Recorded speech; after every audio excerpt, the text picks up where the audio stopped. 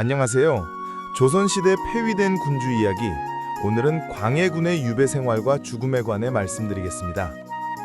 왕조국가에서 군주의 몸은 곧 국가 그 자체로 여겨졌으나 폐위된 군주의 육신은 철저한 감시와 통제의 대상으로 전락했습니다. 조선 왕조는 유교적 도덕관념과 명분론에 입각하여 전임 군주를 즉각적으로 처형하는 것을 극도로 꺼렸기 때문에 폐위된 왕의 목숨은 일단 살려두되 외부와의 접촉을 완벽히 차단하는 위리안치, 즉 가시울타리 안에 가두는 형벌을 통해 정치적, 사회적, 육체적 숨통을 서서히 조이는 방식을 택했습니다.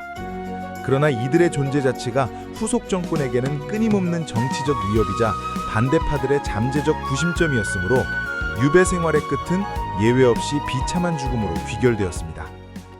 조선 제15대 임금 광해군은 임진왜란이라는 국가적 대위기 속에서 분조를 이끌며 전란 극복에 지대한 공을 세웠고, 즉위 후에는 명나라와 후금 사이에서 탁월한 중립 외교를 펼쳐 전란을 예방한 비범한 군주였습니다.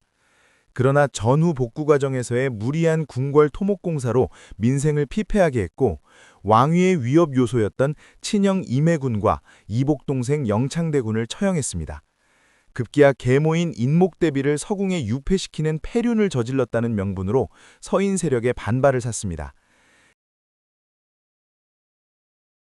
결국 1623년 능양군이 주도한 인조반정으로 광해군은 폐위되어 권자에서 쫓겨났습니다.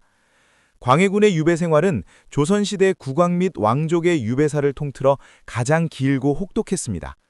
폐위 직후 광해군과 부인 문선군 부인 유씨, 그리고 아들 폐세자 이질 부부는 1차 유배지인 강화도로 압송되었습니다. 광해군 일가에게 닥친 진정한 지옥은 유배 초기에 연쇄적으로 일어난 가족의 참혹한 죽음이었습니다. 유배지 강화도에서 아들 이질은 삼엄한 감시를 뚫고 은밀히 울타리 밑으로 땅을 파서 외부로 탈출을 시도했습니다. 그러나 이 어설픈 탈출 시도는 곧바로 군졸들에게 발각되는 대형 사건으로 비화하였습니다.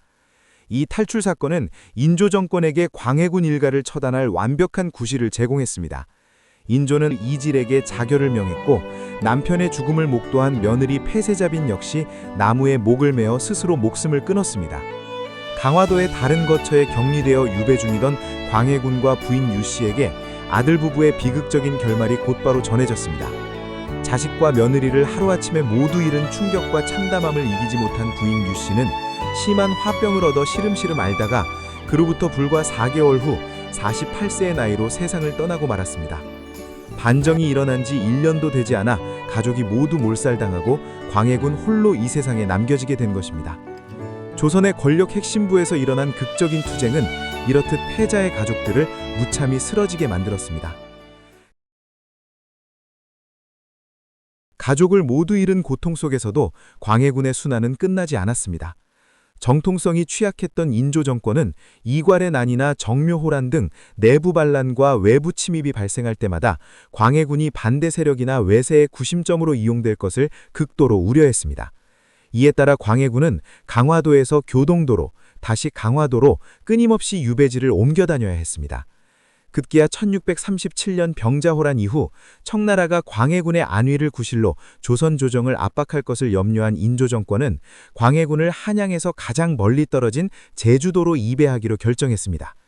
이 형상의 남환박물에 따르면 1637년 6월 16일 광해군은 사중사, 별장, 내관, 대전별감 등의 삼엄한 압송하에 제주도 어등포, 즉 지금의 제주시 구자읍 행원리 폭으로 들어왔습니다.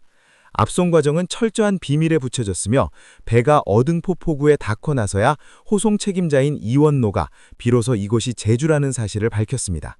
이후 광해군은 제주 읍성 남문 박근방에 위리안치되었습니다. 이 기나긴 유배 기간 동안 한 국가의 최고 통치자로서 천하를 호령했던 예전의 화려한 삶과 비교할 수 없는 비참함과 외로움이 그를 짓눌렀습니다. 특히 광해군을 육체적 고통 이상으로 괴롭힌 것은 자신을 감시하는 하급 관리들의 멸시와 조롱이었습니다. 광해군은 유배지에서 자신을 호송하거나 감시하는 나장이나 별감 등 신분이 낮은 자들에게조차 하대를 받는 극심한 수모를 겪었습니다.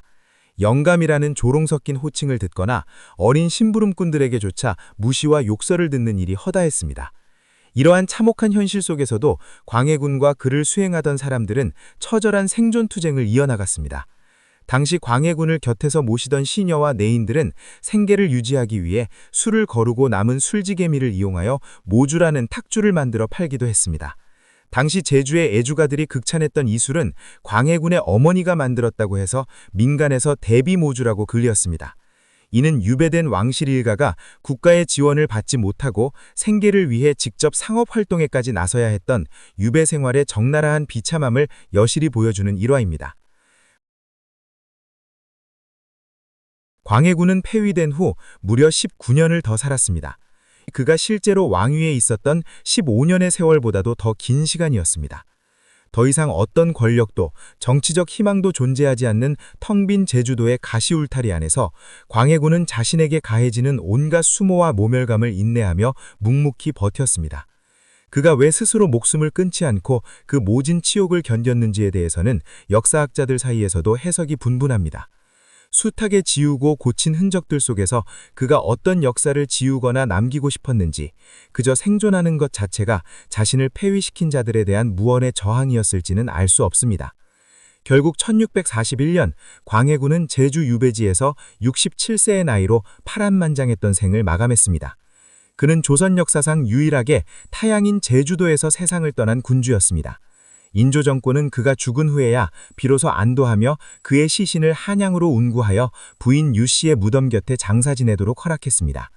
권력의 정점에서 가장 참혹한 바닥으로 떨어졌으나 가장 오래 살아남은 군주, 광해군의 유배 생활은 권력의 무상함과 인간의 처절한 생존 의지를 동시에 보여주는 역사적 텍스트입니다. 광해군의 유배 생활 이야기는 여기까지고요. 오늘 영상이 유익하셨다면 구독과 좋아요 부탁드립니다. 끝까지 시청해주셔서 고맙습니다.